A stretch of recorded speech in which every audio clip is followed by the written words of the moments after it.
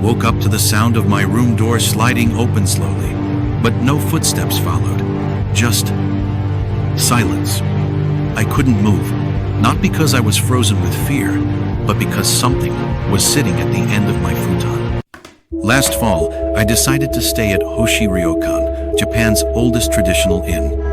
Over 1,300 years old. It was supposed to be a quiet escape into the mountains. Instead, it became the single most terrifying experience of my life. The inn was beautiful paper, sliding doors, tatami floors, koi ponds, and that eerie calm only centuries of stories can leave behind. Locals say the land beneath Hōshi isn't just ancient, it's sacred, cursed, protected by restless spirits who hate being disturbed. I thought it was superstition, a tourist trap. I was wrong. The first night was peaceful, but something felt off. When I turned off the lights, I swear I heard someone breathing beside me. I laughed it off, told myself it was the wind. But then, night 2 came. It was past 2 a.m. when the sliding door cracked open. Not all the way. Just enough for someone or something to peek in. I whispered, "Hello?" No answer. I got up, checked the hallway. Empty. But when I came back, there were wet footprints, small ones, leading from the door to the center of the room. No water, no leak, just footprints. That night, I didn't sleep. The third night, I set up my phone to record. I wanted proof, or maybe I needed to know I wasn't losing my mind. Around 3:13 a.m., I heard the same breathing, this time louder, right above me. But there was no one there. I played back the footage. The room was empty. But in the audio, you can clearly hear a whisper. "Get out." I packed my things before sunrise. But just as I was leaving, something made me glance at that old painting in the hallway, the one I passed every day. It had always shown 5 peaceful figures, seated in silence. But now, one of them had changed. Its face was pale, its hair long, black, stringy, and it was staring straight at me. That figure was sitting in the exact spot where I'd been sleeping. The painting was over 600 years old. I still don't know what happened to Hōshi Ryokan. I've heard of spirits attaching themselves to people, following them, watching them, and sometimes waiting. So if you're watching this, maybe you've caught her attention too.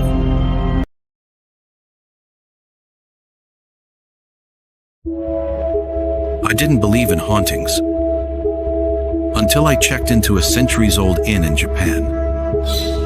Hōshi Ryokan was supposed to be a peaceful escape, but what I found inside made me question everything I knew about the living and the dead. It was my second night at Hōshi Ryokan, and I couldn't sleep. There was a strange stillness in the air. Around midnight, I stepped out into the garden to clear my head.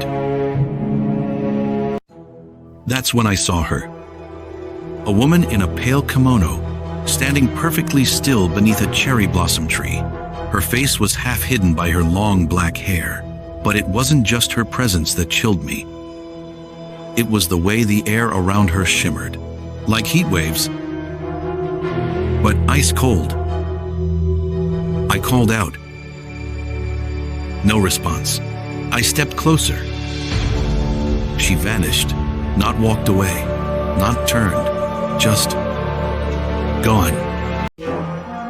I told the front desk the next morning, expecting laughter. Instead, the elderly host just nodded slowly and said, "You must have seen Aika-san. She appears when she's lonely." I asked who she was. He didn't answer. That night, I stayed up. Just before midnight, I looked out the window. And there she was again, staring straight at me from the same spot in the garden. Only this time, she was smiling.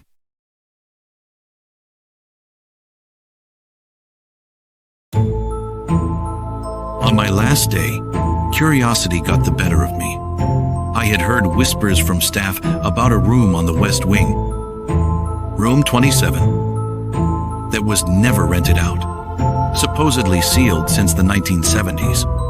A power outage in the afternoon caused some lights to flicker.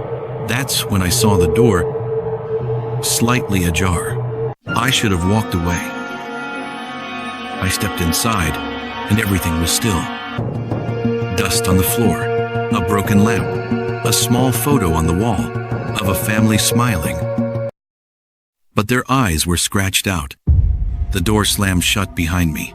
I rushed to open it, but it wouldn't budge. The temperature dropped, and I swear, someone whispered my name. A shadow moved in the corner. No footsteps, no breathing, just that awful, heavy silence. Suddenly, the door creaked open. I ran. Later, a maid told me, the last guest who stayed there never left. We don't talk about that room. I still see that photo sometimes, in dreams. The smiling faces, and the emptied coals where the eyes should be. You don't check into Hōshi Ryokan. It checks into you. And some guests never leave. Every haunting has a witness. You've just become one. Subscribe and never be alone again.